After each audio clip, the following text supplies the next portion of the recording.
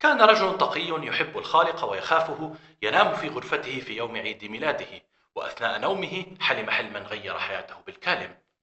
حمل أنه أيضا كان نائما في خيمة في مخيم مليء بعبدة الشيطان والسحرة والمشعوذين.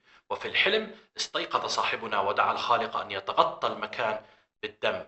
وظن أخينا أن الله سوف يبيد هؤلاء الأشخاص، ولكن ما حدث في الحلم كان أغرب من الخيال، حيث فجأة فقد كل هؤلاء الأشخاص قوتهم الشيطانية، وبانبهار أخذوا يبحثون عن سبب ذلك، واتجهوا جميعا نحو صاحبنا في الحلم، ووجد نفسه فجأة على منبر، وكل هؤلاء السحرة وعبدة الشيطان يسمعونه وهو يخبرهم عن محبة وحب الخالق لهم، وأنهم ينبغي أن يتركوا المعاصي. وصحى صاحبنا من النوم عارفا المعنى الأول والأعمق للدم في الحلم، وهو المحبة وحب الخالق لنا وغفرانه لنا على معاصينا.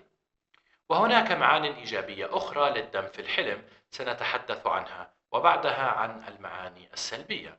فالدم يرمز أيضا لثمن باهظ يدفع عن الحالم لينقذه من مأزق كبير هو فيه، أو يحرره من معاصي حاول كثيرا تركها ولم يستطع. فرؤية الدم يستخدم للتقايض، أو يظهر بشكل يجعله يبدو باهظ الثمن في الحلم، يعطي هذا المعنى الذي تحدثنا عنه. أما أن يرى الحالم دما يسري في عروق شخص ما في الحلم أو في عروقه هو، فهو يرمز للحياة التي سوف يعطيها الخالق لشخصيته الحقيقية. فمثلا إن كان شخص لديه روح فكاهة، وحدث له ظروف في حياته جعلته حزينا، وحلم بدم ظاهر يسري في عروقه، فالخالق سوف يعيد له روح الفكاهة ويزيل همه. وعندما يغطي الدم في الحلم دماغ شخص، فهو دليل أن الخالق سوف يحرر هذا الحالم من ماضيه المرير وعذاب الضمير. أن يشرب الحالم الدم في الحلم يدل أنه يغير من نفسه بمعونة الخالق ليصبح أحسن نسخة من نفسه خلقه الخالق ليكونها، خال من المعاصي وغير مؤذٍ للآخرين، ويدل أن الخالق كفر عن معاصيه فلا تعود تذكر. أما أن يرى الحالم الدم على باب منزله في الحلم أو شباك منزله، فهذا دليل أن الله سوف يحميه من المصائب التي سوف تحدث حوله، ولن يصيبه أي مكروه، ولا هو ولا من يسكن معه في المنزل. أن يرى الحالم القمر يتحول لونه إلى لون الدم في الحلم، فهو دليل على قوة الخالق وجبروته، وأنه سوف يغير حياته قريبا ويجلب له حقه الضائع، ويرقيه أيضا في عمله.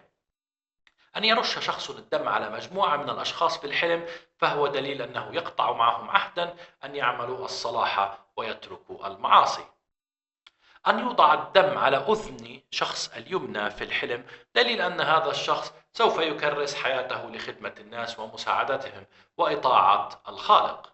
أما المعاني السلبية للدم في الحلم فتبدأ بأن يأكل الحالم لحما بدمه، وهذا دليل أن الحالم يفعل معاصي في عمله أو حياته أو مدرسته أو جامعته، سوف تجلب الخراب عليه والدمار على حياته.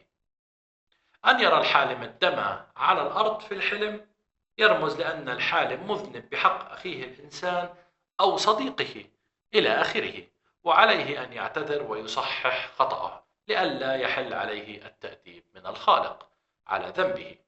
أن يتحول الماء إلى دم في الحلم دليل على أن الحالم يظن أنه يعرف الخالق وأنه يفعل الصواب في حياته، ولكنه في الحقيقة مخدوع، وسيكشف له الله هذا الخداع حتى يرجع له ويعرف الحق عنه.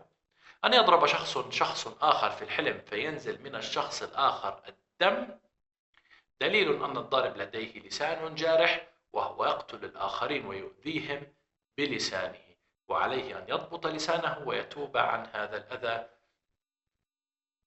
أن يقوم الحالم بذبح خروف أو بقرة أو جدي إلى آخره وينزل دمه دليل أن الحالم يحاول أن يحمي نفسه وأسرته بطرق غير مجدية، لأن الحماية الحقيقية هي من الخالق، وكل ما عليه أن يفعله هو أن يدعي الخالق أن يحميه ويريه الحق عنه.